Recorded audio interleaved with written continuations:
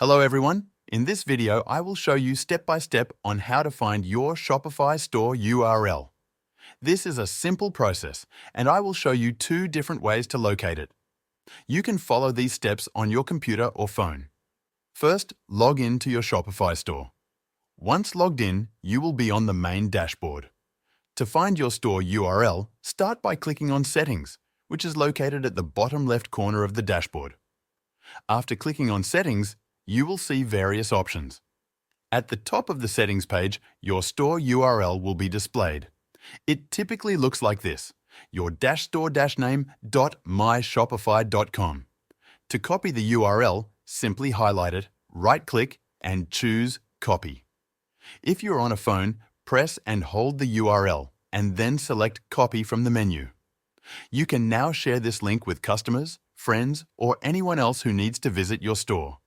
Now let me show you the second way to find your Shopify URL. On the main dashboard, click on Products from the menu on the left.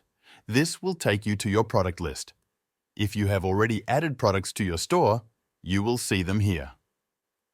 Next to each product, you will see an eye-shaped icon labeled Preview. Click on this Preview icon. This will open your online store and take you directly to the product page for that item.